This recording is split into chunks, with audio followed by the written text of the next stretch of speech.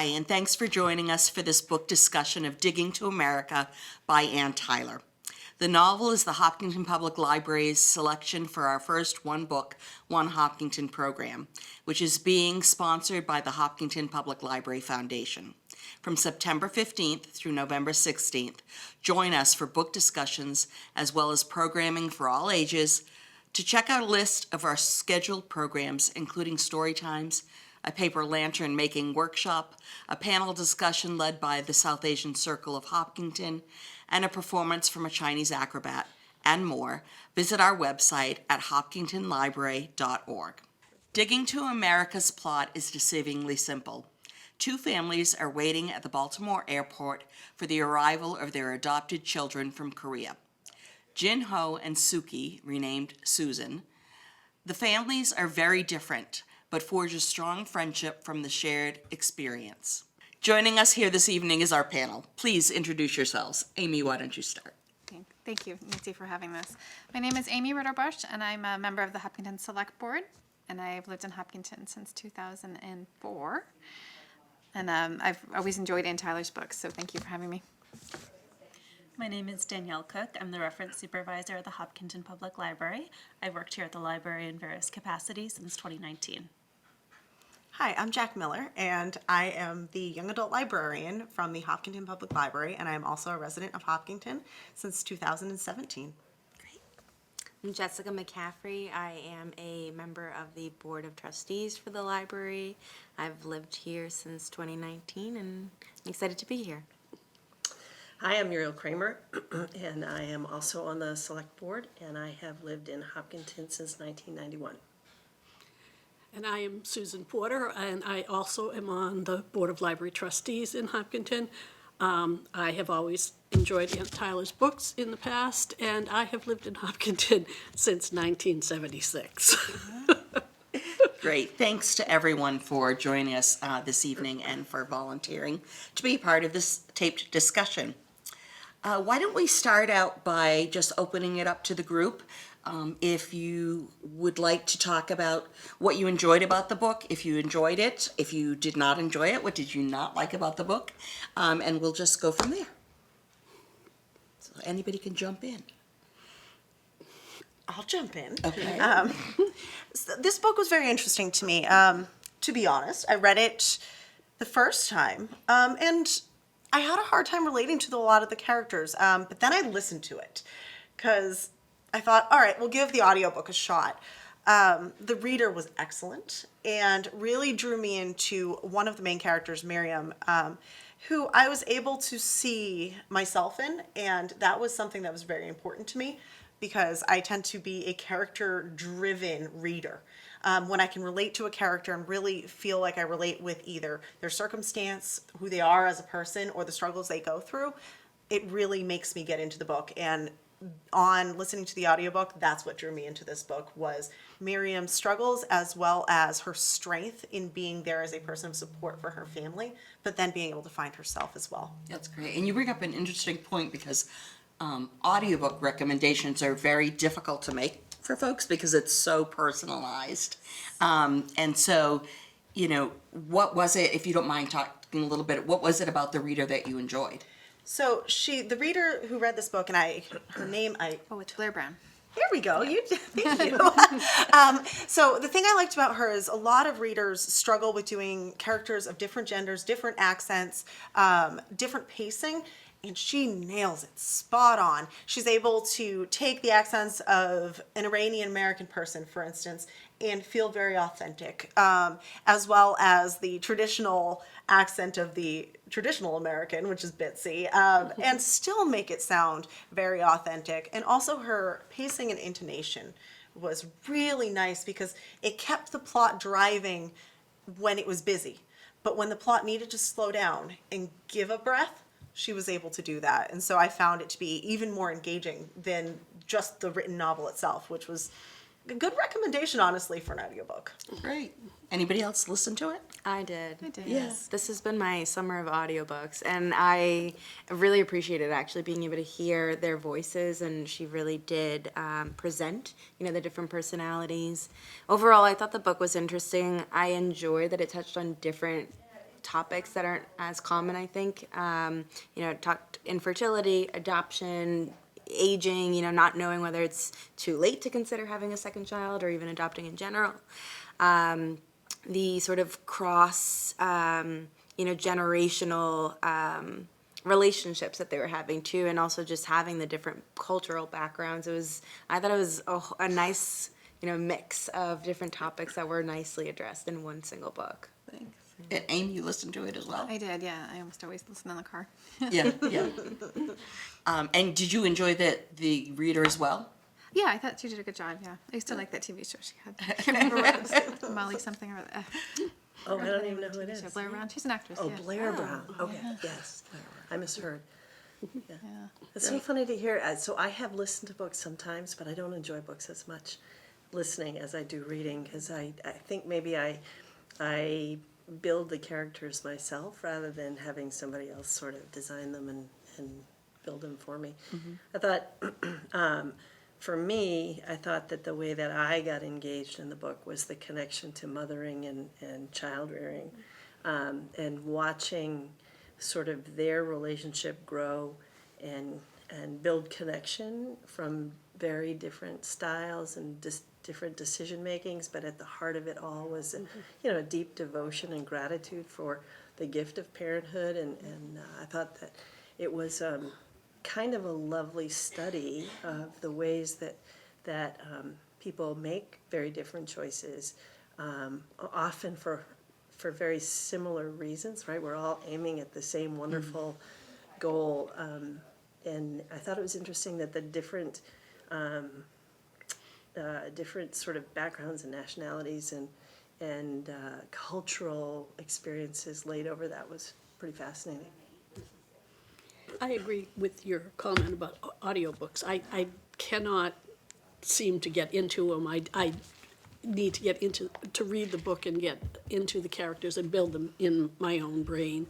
And I agree that the cultural mix was fascinating, and watching the two families come to accept and take in the other's cultures to some extent. There are a couple of characters that I wasn't particularly fond of, but like Jack, I identified with Miriam very much. Maybe it was because she was one of the older characters in the book, but also the whole infertility thing is something that I can relate to, and it was interesting and at times painful. I think some of the characterizations of some of the immigrant population were a little stereotypical, and I think some of the, quote, ugly American stereotypes were very blatant. Overall, I enjoyed the story, and it did raise a lot of interesting and, as Muriel said, untalked about topics, and was able to merge things quite well. But the book itself had some uncomfortable points. So. And I think we talked about that before we started taping. Right. Some of us, I know I'm one of them, feels secondhand embarrassment from some of the characters, and especially, and we'll talk, I'm sure, more about Bitsy, but she has some things she does. I wanted to look at my shoes the entire time because I'm like, I would be so humiliated because of her kind of willful ignorance of some things.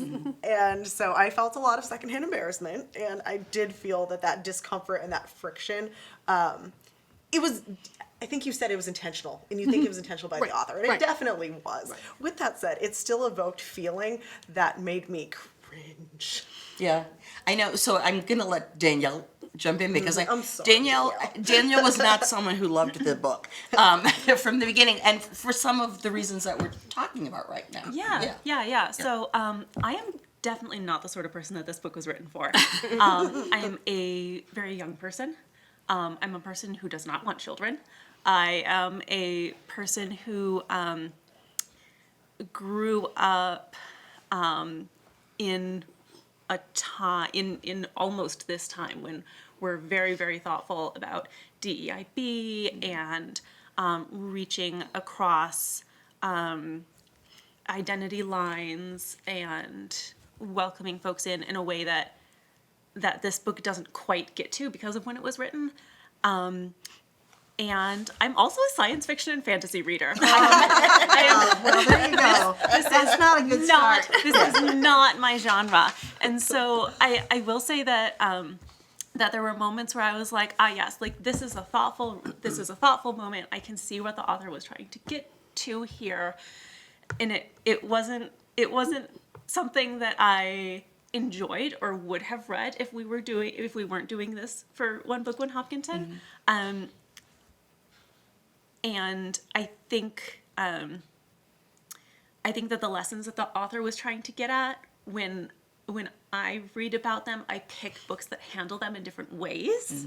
But I think that the lessons that she's trying to teach, or some of the topics that she's trying to bring up, are very, I think sometimes she did it in a thoughtful way. Sometimes it struck me as a little heavy-handed. I agree. But I think she was also, she wasn't afraid to point out her character's faults, not in the slightest.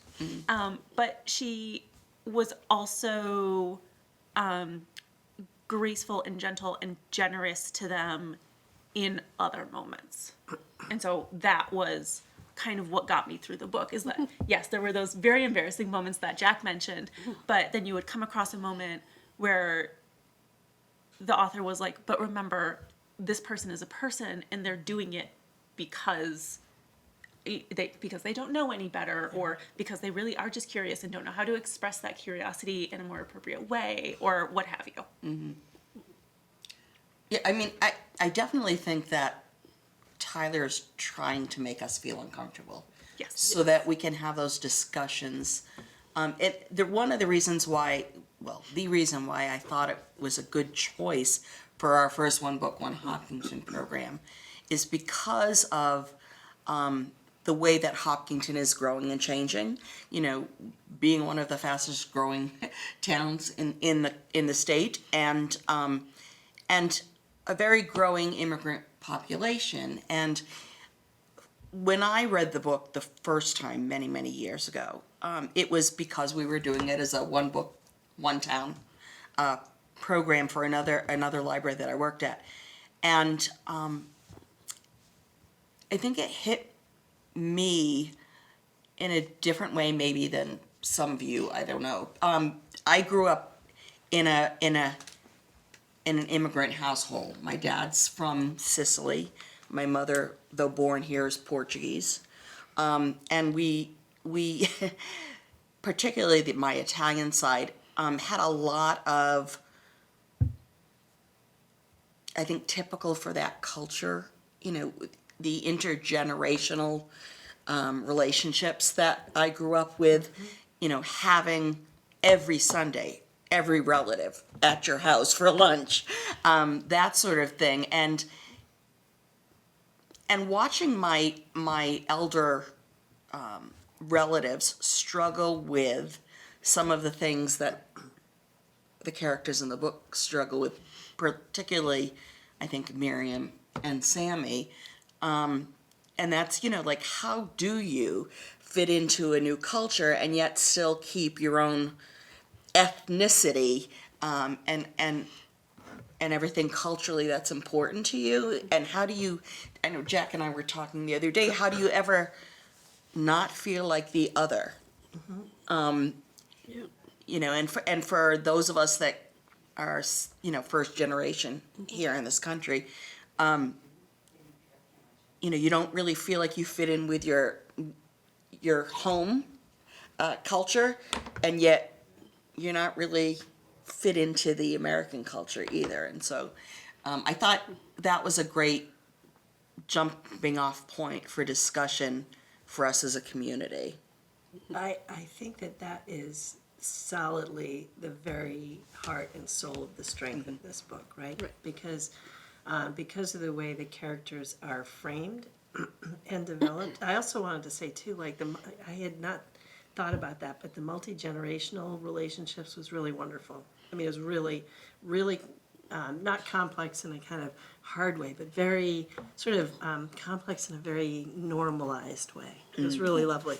But the way that this book, in many, many occasions, subtly, because it wasn't always subtle, but the ways that the book subtly sort of use, for example, Miriam and Sammy, holding on to their culture in very different ways. That exploration was really cool. And then Bitsy trying to enforce holding on to a culture.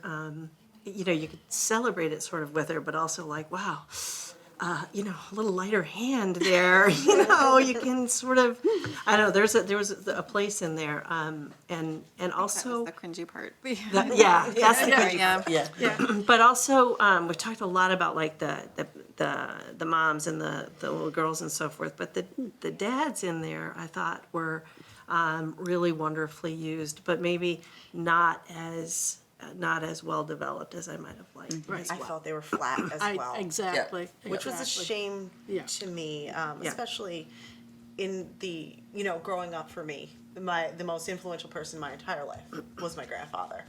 And he was a stay-at-home dad before, well, he would work at night. Before it was done. Before it was a thing. And my grandmother would work during the day. And so all I could remember is just how hands-on he was rearing not only my parents, my mom and, you know, my aunt and uncle, but also us, my sister and I. And so there was so much to be desired from the dad interactions. And I was just like, oh, come on, Aunt Tyler, get with it. Dads are awesome out here. With that said, I think she was really spot on with a lot of the mom-child relationships. We all have had, especially some conflict with, you know, mother-daughter, mother-son relationships and expectations. And I think the expectation level going both ways was like hit it right on the head. I was actually a little disappointed that they stopped the book. I think they were still in elementary school, and I was hoping that they would continue it through high school, because in my own friends that have been adopted from another country, it seemed like something kind of changed when they got to high school, and that they had always wanted to be as American as possible and have an American name and dress American, and then when they got to high school, they kind of realized that they had missed out that the culture of where they were born, and then they wanted to learn more about it at that time, whereas Bitsy was really forcing it at a very young age before the girls probably just wanted to be just like their classmates. And Jinho was by the time we got towards the end of the book, she was rebelling against that Right. enforcement and wanted the American aspect of it. And Susan, We don't know, do we? we With don't Susan? know with Susan, Yeah. but Ziba and Sammy were raising her more American than the American couple was raising their daughter. I I would have think probably because they had experienced that themselves, probably growing up, Yeah. feeling like they were the different person with the accent and a different culture, and that they wanted their own child to feel like they belonged. Exactly, and I think Good. that seemed to be the reason that they were trying to do that, where they felt excluded or isolated. They were trying their best to have their daughter be more accepted and more American. Right, having Pluses experienced or minuses, discrimination, I guess, themselves, you know. exactly. My dad came when he was 11, but because he didn't speak English, he was put in first grade. Because they didn't have English as a second language in the schools back then, right? course So, not. you know, here you are, this 11-year-old in class with 6-year-olds, which of course puts you in a position to be picked on by the kids your age, and so Humiliated. you know, I know he always wanted us to not have to go through that, to not have to experience that, and I think that's part of Miriam's. I'm curious, did you grow up in a bilingual household, or? I didn't, only because my dad spoke English, my mom spoke Portuguese, but they didn't speak each other's language, so we spoke English. Which I, of course, never thought about it when I was younger, but now as an adult, I feel like I missed that. I wish that I had learned. I had my dad's mother was here, never spoke a word of English her entire life, and I couldn't communicate with her. So yeah. As a young adult librarian, I look a lot from the perspective, and I try to remember my perspective as a young adult, a teen, or slightly younger, or trying to find my adulthood, and talking all about families and relationships and intergenerational relationships. It really makes me wish that Ann Tyler had wrote a follow-up written from the girl's perspective, because as we go through our adolescence, our relationship with our parents changes and we become very critical. Yes. And if my mother is watching, I am so sorry.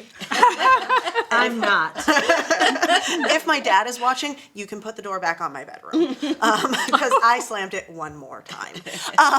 But you know, that conflict is normal and it's natural and it is healthy to some extent. So I would love to see how they do judge their parents and the decisions they made, and if they agree with them or not. You know, and then maybe even a follow-up later to the next generation of like, would you raise your kids this way, the way that your parents raised you? So Ann Tyler, if you're out there, Yes. you need to write a book about the Please. kids, and then a book about the kids' kids, and then a book about the kids' kids, and never stop. So, yes, you have your life work cut out. I think she's in her 70s or 80s now. Yeah, she is. Yeah, I know. She said she's done. She's Yeah. not writing anymore. Come on, Ah, Ann. shame. But A short story, maybe? I do want to go back to Ann Tyler, because we were talking a little bit about this, touched upon it a little earlier, but she was born in Minneapolis, Minnesota, and she grew up in a Quaker community. And then she married an Iranian psychiatrist and novelist. And so I think a lot of times we, in today's culture, are very critical about the authenticity of the author. You know, is this cultural appropriation, writing about this topic when you're not of that culture? And so I was wondering what people thought about, does the fact that she was married to an Iranian give a little more credence to her voice, do you think? Or do you still question it? I think that she probably, if she had any contact with her in-laws, I think that she probably had an immersion course in Iranian culture, as you do when you come into a family. And if it was anything like the family in the book, all the relatives were around a lot. That being said, I don't know if his family was still in Iran or whether they were here. So I don't know how much contact she had. But I think I didn't know that she had been married to an Iranian until after I had read the book. So I think maybe it gave her a little bit more insight into the culture and was able to transmit it to us a little better. But I don't think that an author has to have lived a event, a culture, or to be able to write about it. I think the whole point of authorship is the imagination and the ability. Yes, research, 100%. You need research, so you do need to have some to be correct. I don't think she was completely, and again, this may have been on purpose.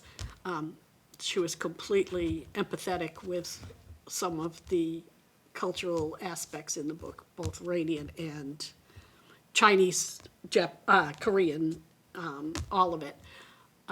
But yeah, I think that it gives her a little bit, maybe a little bit more authenticity, but I don't think that it was a necessary aspect to write the book. I'm really looking forward to hearing, as we go through this over the next 3 months, I'm really looking forward to hearing what folks in the community who are Korean or who are Iranian have to say, you know, how they who are feel adopted. reading the novel. Or who have adopted. Right, or adopted, Yes, right. absolutely, My absolutely. husband lived in Korea. Yeah, yeah. Should make him read it. I do think, though, we come from, so there was the whole stir about American Dirt a couple years back, saying, the writer was not of a culture and was rather appropriative in some aspects, or could have been, depending on who you're talking to. But that novel was very critical, and it was very, I think there was a different purpose. Where this novel, even if it misses the mark in a couple places, the point was not to expose anything. The point was not to bring up, these very sensitive hot button topics, as much as this was a snapshot of relationships between two seemingly very different families who were then able to come together through a shared experience. And so I think we have to look with a lens of purpose as well.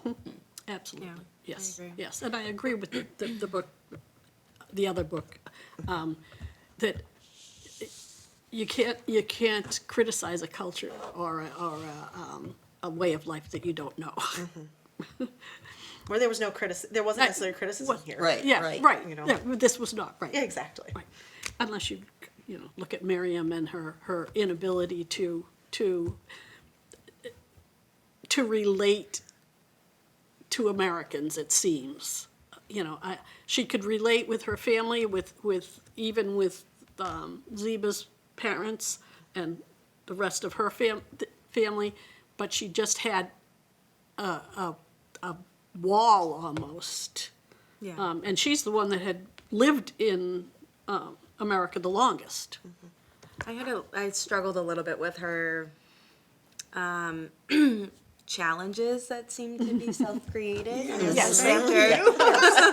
After so many years, right? And it especially bothered me when she made the comments about the proposal and how he was trying to take, traditions and things, the culture from her. I did not understand that. And it felt that it was, one of the words that came to mind was assimilation, right? Not really being able to balance this idea that you can retain your cultural pride, your heritage, you can still practice those, traditional things and still,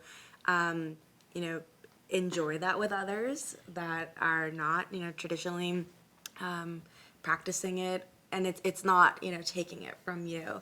It did seem that she was just constantly carrying on this persona that she was, Iranian and not Iranian American, just, kind of stuck in her ways. Yeah, she was really critical of when she visited, right? Yes. She was also critical of her own culture. She was Yeah. critical of everything. Yeah, I thought that she carried a vision of what it was to her in the past. Exactly. Maybe there was no sort of, present day society that she was accustomed to. And maybe it was her age, but it seemed that it was something that she herself was allowing her, herself to stay in. And she seemed to be caught between two worlds because her Iranian self was the past Iranian, because when she went to visit, she was basically upset about how life had become, but also felt that because she had lost her mother, but many family members, she had lost Iran. It's more than that, though, right? Her generation, right? Iran changed. Yes. Yes. After she left. 100%. It's a little tiny sliver of a window into a very complex situation in Iran. When she was thinking, because she did not share her history and how she met her husband and all the rest, she was a dissident. She was a political activist in Iran. And it was like the Shah was bad, but then the new regime was even worse. At least under the Shah, the women did have some freedoms. But when she went back, she was basically in a burqa. She said the black robe. Very different for women, But for very sure. different. Yep. Right. So she had lost that piece of herself, but she couldn't gain that American piece of herself. So she was trapped in this little tiny sliver. Interesting how much it seemed that she pushed that on her son. Exactly. Right? So it seemed that she wanted him to be as American, if not more American than Americans, while she was still kind of in the background, not doing so. Do you think with her granddaughter, though, she took a different tack in some ways than the way that she raised her son versus the way that she helped raise her granddaughter? I don't know. I am curious if it's more that they're not under your direct care, so you're a little more. There's more leeway, with what you're kind of guiding your grandchildren with. But I wondered if it was just more that she envisioned that being an American meant, having this sort of civility or higher level of respect, something that suggested why she wanted that to be, what was the quote, more American than the Americans, I think it was. Yeah. So, Why do you think, I'm sorry. so we've talked about how Ann Tyler has handled Miriam and the Iranian characters. Yes. But I'd really like to talk about how Ann Tyler handles Bitsy, because Oh, great. I wonder sometimes when I was reading that, I think Bitsy was one of the characters that she was least generous to, and least kind towards as she was writing it, and it almost makes me wonder whether, like, Bitsy is her at the beginning of her marriage to her Iranian husband, and whether some of the things that Bitsy says and does that we looked at and we're just like, oh God, Cringed. were things that she had done when she was younger and is now looking back on those and being like, wow, I was at times a really awful person. And that lack of generosity and lack of kindness to Bitsy really hit me in a way that felt in many ways kind of like regret or shame. For herself. Yes, towards like a past self where she was looking back and saying, like, these are things that I did, or variations of things that I did that I now see are terribly wrong. How could I have been that person? I just thought of it as kind of a normal mom dynamic, like in the playgroups and things that you go to. You meet these moms that are there always, they've read the latest thing and they know what's right for everybody's kid. And why aren't you doing this for your kid? I'm doing this for my kid. It just, bossy and know-it-all. And I don't know. I thought it was just a typical mom dynamic that you see. And then the other moms are usually more laid back when there's a lot in between. But I did think, although Bitsy was very cringeworthy. You had sympathy for her too, because it's really hard to not be able to have a baby when you really want a baby. And then her intentions were good, but she was a little tone deaf. Yeah. She was caring, though. Yeah, And and her mom, yeah. Like, oh God, that was the part that struck me, was that kind of relationship with her mom and dealing with the impending loss of someone. That was, I think we can all relate to that. That is something, it is a human, just universal human understanding is loss and sickness and grieving something before it's even gone. And that element of Bitsy and of this whole story made me really give her a little bit more grace than I think I would have in a normal book. And maybe that was the point. Bitsy's also older, and I think that as we get older, we start to think more about the loss of our parents, right? Because we're getting closer to losing them, and so I sort of gave her some more leeway because of that. Yeah, I'm with you. What about remember the Binky? Oh my gosh. The Binky party. And she insists on going forward even though there's this hurricane and they've lost power. What are people's thoughts about that? Okay, I gotta go here. So my pediatrician said to me, I asked about this, and I was like, hey, when does my kiddo, when are they gonna, give up their pacifier? And I mean, she was little, so it's not like this was like a big thing or anything. But my pediatrician turned to me and was like, have you ever seen a kid go to college with a pacifier? And I'm like, no. Perspective. No, right? I haven't. Should I be looking for that? And he's like, she'll be fine. But with that said, it was so cringy. But all of us parents were like, oh, well, we have to do something about this. And what are we going to do? And even if the world is crashing down around us, let's do something. But she just took it to that next level, man. Like, and I Took everything to the next level. everything did. to the next level. Yes. But I was so secondhand embarrassed for her for that entire situation. That was the, looking at the shoes saying, oh, no. Well, because it was so public, right? Yeah. I mean, it. And then they all ended up in the next, in the neighbor's neighbor's yard. Like living a mile away. That's my I'm like, they're favorite not part. going to float away. And plus, she's so pro-environmentalist and organic. Exactly. All these Going to litter the All the woods with plastic, all those campfires helium balloons. That's probably the one Yeah. spot where I did laugh. I was driving and I listened. I said, "What am I listening to right now?"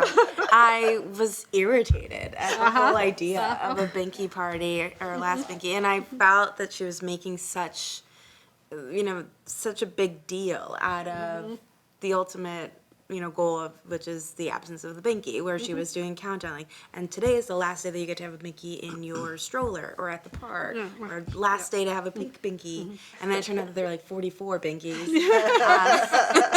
It just felt like gotten rid of one per week. yeah, and at the end of the year, exactly. they also had- It felt like she emphasized it so much that it was such a bigger deal to to the baby. And so don't we all though, I mean, I don't, as a mom, there were things that I think we make a ceremony, like using the potty. It was a ceremony, right? Like you had to celebrate when it happened, right?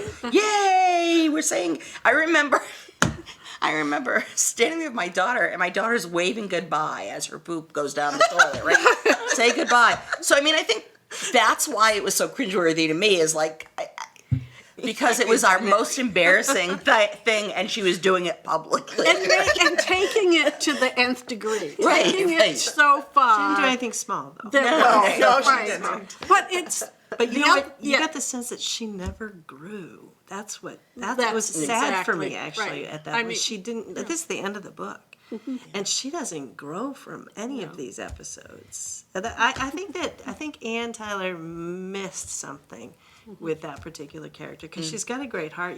We all Yeah. had moments. She's got a great heart in a lot of ways, but she didn't develop that character in any kind of generous, thoughtful, growing way. And that was, I think, well, I hope it was a miss. I feel like Even the very last thing she does with the book is she packs up her entire family to go get Miriam.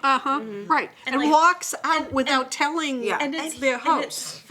it's from Miriam's perspective, so you get it from the like, oh, they want me there perspective. But if you flip it around and it's from Bitsy's perspective, yes, she walked out, didn't tell her hosts that any of them were going, Right. just up and left the whole family Right. to get Miriam. tiny bit of insight though on her part. A tiny bit of insight that I- other people that- weren't getting. Right. And Yeah. and I almost thought that was a little bit so not in character for Miriam to go, yeah, wait for me. Right? I Well, it wanted was a that struggle. it was a- needed to be that it if, was a if it's definite going to be that struggle way, for it her. needed to be a different kind of build, right? It just couldn't be, I don't know. Yeah, was a little too I think what public. struck me as weird about it is yes, that Miriam is a person who's she's very one-on-one. Mm-hmm. She wants to she doesn't necessarily want to have connections with people, but when she makes connections with people, she wants it to be personal in like a quiet way and in the way that she's a little bit separated, but she wants that individuality there. And so for like the whole family for her to show up and for her to be like, oh yes, I love all of these people who are just on my lawn, it just struck me as way out of left field. Right. Out of What character. about, so let's talk didn't about care for the ending. Miriam for a minute. Miriam's relationship with Dave.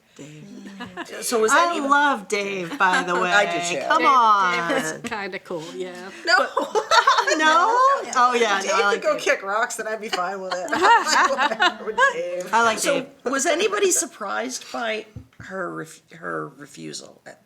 After his proposal. After well, accepting. first, I was surprised the that she accepted. The public acceptance, and it seemed that she accepted out of not wanting to make waves and not wanting to create any kind of hard feelings. She didn't want. Or embarrass him. I think she was Embarrassed. put on the spot. Oh, that's 100% put on the spot, but and it came out of I don't know, their relationship was ongoing, but it didn't appear that they had gotten to that point. He saw something different than she did. Right. I just couldn't believe he Exactly. did that to her. He didn't I know. in front of everybody. Like I know how Right, we would all just die. If this was a TikTok generation, that would be all over the internet and everyone, and it would be hashtag cringe, you know, because. Right. But Sammy had the best line, I think, in the whole book. He goes, well, one would have hoped that the couple had discussed that and it wasn't a Right. surprise. Right. That was- But he also said, if you can't marry him, then don't. yeah, Right. You know, he. Yep.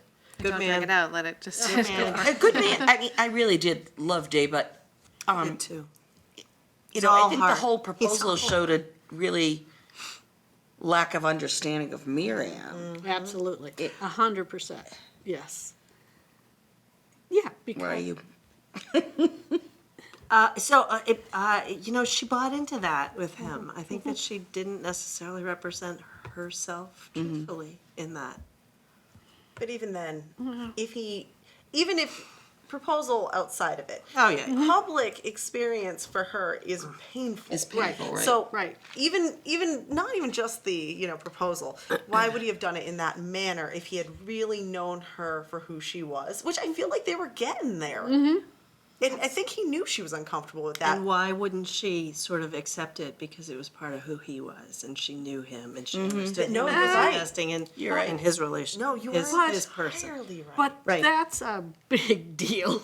I think it's It's a big deal in both directions, right? It's just Right. right. It's a miss, right? It's a miss, and that is actually kind of a fun part of the book. That was like the first time I was like, "Oh, this is a little bit." This is we're a getting little bit saucy here. You know? not really saucy. Don't anybody jump into the book. I'm a romance reader. It was not saucy. Not saucy. Not saucy. But I do think especially I could put myself in his shoes. I'm a widow, and so understanding jumping back in is really, really hard. So putting myself in his shoes was like, okay, and you are afraid of rejection and also putting yourself out there too because you're like, okay, I haven't done this in a long time and things have changed. So you kind of forget, you don't have to woo your person. Your person's always just there until they're not. And then it's like starting over. And so I think Ann Tyler did capture that essence from him very well. Yes. With that said, I think she could have tapped a little bit more into that and also kind of talking about the different family dynamics and the elements that would drive him to make that choice, especially with someone who is so intrinsically linked in his life and the family's life. That's the piece that got me, though, right? Who makes that? Who makes that gamble? Right? To make every event awkward for the rest of your life. For the rest of your life. Oh, I don't know. Right. But I also saw Dave's jumping into this relationship as maybe it's generational, but as being needing to find somebody else to care for him as well as care about, but to care for him, which Yeah. I thought it was more about companionship, right? which is a piece of the he had that. retired. Right. Emotional care too. He was a real. Yes. He was a real. He was functional. He took care of himself. He kept busy. He kept his. I don't know. I don't see that he was looking for somebody to sweep up after him. No, I not liked that. Dave. I'm just gonna hold on to that. he was meh for me, but there were some parts that were so like really shine through for him, and then there were other parts just that made me feel like, all right, he didn't read the room well sometimes, and that was awkward. But I he think read that the room happened better to than all- his lovely daughter. Oh, Betsy. No, that's for sure. I've met doorknobs that read a room better than Bitsy. I'm just Probably, saying. yes, right. I do wanted to say something about Miriam being the mother-in-law. I thought she was like the best mother-in-law. It's so hard to I find a good know, mother-in-law. exactly. She was. But when and I love my mother-in-law. She's I was just gonna say. but so often in books the mother-in-law and daughter-in-law don't get along. So I thought that was really nice. Like when the daughter was really worried that she was doing something wrong as a mother, and she was so reassuring and not judging and just help babysit. And when Betsy would say something that she was doing something wrong, the mother-in-law would say, no, it's fine. Non-intrusive. She was Yeah. totally non-intrusive, although she was there. very present in the home. But very I agree helpful. with you. It was very, very lovely. And I actually had that kind of relationship with my mother-in-law, and it was a gift. It was a gift. And you aren't always connecting on every level because you haven't known each other for 1,000 years, and you haven't grown up together. You've never lived together, and then now you're doing something that's completely intimate. Building a relationship and raising kids, and for someone to be really present and really involved and really connected to the grandkids in particular, and yet leave so much space for the parents to parent and to live their life the way that with the choices that they're making is really truly a gift. And I think about that a lot, and I hope that sometimes I'm able to do that. Yeah, me I too. think you bring such a good point with that, and I'm glad that Ann Tyler wrote the book this way, because I would say, and this is, anecdotal sample population of one, but I think I have a wonderful, wonderful relationship with my late husband's parents as well as my partner's parents. And I think that most people end up having at least a pretty decent relationship with their in-laws because of you married that person that you married who was the product of their raising for a reason. And often it's because they had decent values and they were decent human beings and they raised this, functional human being that is working with you. And so I don't like the trope of the monster-in-law, and I like that she attacked it. It's not a trope, though. I think that you make a big sweeping generalization there, because a lot of people rise up and are really terrific contributors. Oh, you're Oh, true. no. No, And entirely. they don't bring a fabulous set of parents into that situation. That's true. No, you're entirely not wrong at all about that.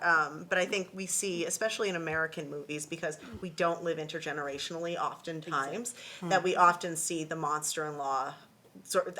There's a movie about that's literally. I think Jane Fonda was in it. Don't go to it. Don't watch. Don't watch it. Yeah, no, and you're entirely right. But I think we don't see things as American as intergenerational households. When we say it takes a village, we have so many people that they don't have that village, and which is so which I can't imagine because a lot of us rely on that village, and this does show that positive side of it that maybe some don't see. So Something that they had in common. It's very fascinating, right? The two couples were very connected to their yes, other generations. It was not really different. That was an area of commonality for them, even though they were culturally from different backgrounds. I didn't think about it True, like that. right. That's a really good But point. even the extended families, the siblings, Yes. in both cases were, That was an Very interesting. involved. yeah. Although only with the one set of grandparents, because throughout the book, Bitsy constantly complains about her husband's parents being on cruises or going to That's other true. events. Yeah, you're right. That's Right. You're right. So Bitsy has the Not really. Or in-law They're relationship. very, very faintly drawn. I mean, Yeah, they're not there I very much. couldn't get any sense of them other than Bitsy's complaints. Even when they were part of gathering, they were like ghosts. Yeah, Bitsy did complain quite a bit about some things, so you take everything with a grain of salt too. Bitsy was very, very, very convinced of her own rightness in all things. Yes. I think, even though I think there was also, because it came across that way because she had insecurities in her own mind, so she dealt with that by being absolute. So we're all, Hopkinton's made this pledge to diversity, equity, inclusion, and belonging, right? And it's the hot topic at every conference you go to, no matter it what, should be. right? Yep. To what extent do you think Tyler was commenting via Bitsy do you think she was commenting that sometimes we try too hard? And in trying too hard, we overstep? And possibly are insulting. And sometimes are Sure. insulting in our And I trying. mean, she had a couple, right? Miriam is also at one end of the spectrum. She wanted to make sure everybody knew that she was not assimilating. Right, right. So, I mean, there were some, I would say in this book, some inelegant studies of that concept, right? Yeah. And that's I too will- bad, because I think people are more complicated than that. I will say that one of the reasons why this book was so difficult for me is that some of the books that I have read recently that I have really, really enjoyed are by an author who literally writes books about spaceships with aliens in them. But the But that's entire okay. but the entire book Nothing wrong with is about how all of these people who are so different from each other, even down to a biological level, in a way that humans are not, manage to make a community and build a community and support each other and each other's needs, even though each other's needs are like literally different atmospheres. And that those books are just so lovely and affirming, and everybody is respectful and supporting of each other. And sometimes they make missteps, but they realize that they've made those missteps, and they make not only an apology but reparations for those.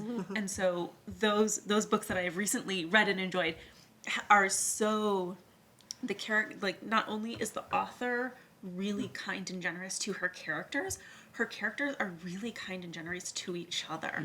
And I think that many of us are maybe at a point in this day and age where that is what we need and that is what we crave, is the belief that it can be better than it is right now, and that we can get to a point where we can not only cohabitate but thrive and be pushed into thriving with the people or aliens that we live with. And Which then is so like this book, by I the way. know, and so that's the thing, Truly, is that it is so- I came out of that, and this author has written 2, 3, 4, 5, like 7 of these books, and I have just devoured them. And then to turn around and start reading this where everybody is like judgmental, and, But they like, all came into irritated, community and at the end. They And throughout. they worked their way part of the way there. I would Oh, I argue. don't know. For me, I think they came into a big, So, I'm sorry. No.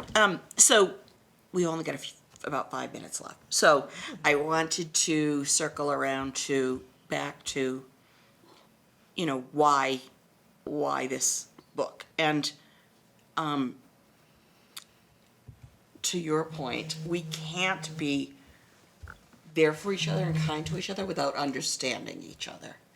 And I think that's really what the point of One Book, One Hopkinton is to bring together the community to read the same title and discuss, the themes in the book, which have to do with assimilation and cultural identity, and where do we as a community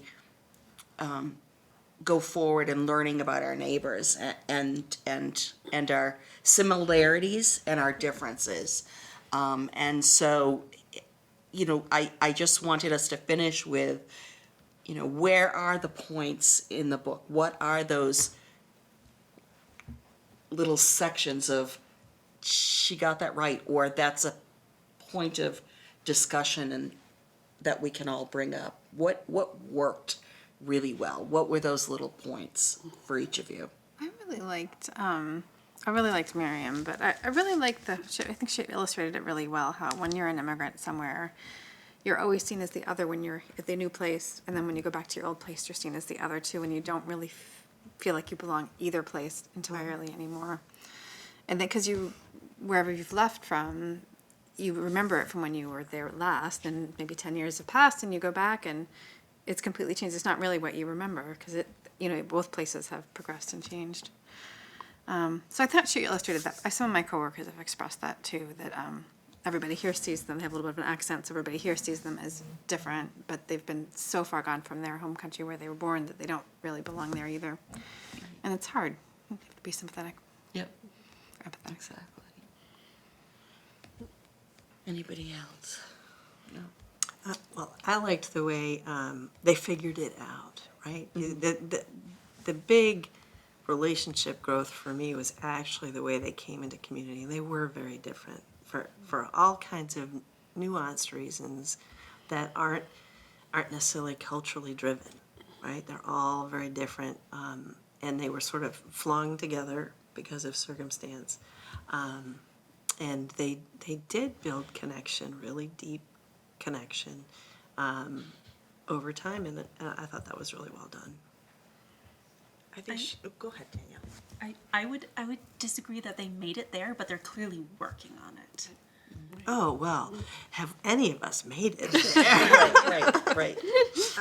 I thought, so there's an Iranian philosopher that I like very much who passed away about 20-something years ago now. But he had this idea of otherness in that you can never, Edward Said, but if you can never really know the other because your experience is different from their experience. Other could mean anything. It could mean absolutely anything. It could mean, I am not me and you are, or you are not me and I am not you. But that doesn't preclude the possibility of deep relationships and cultural effort. Because I think that is the biggest part of it, is that people are making an effort, and to express and understand that that effort is very important.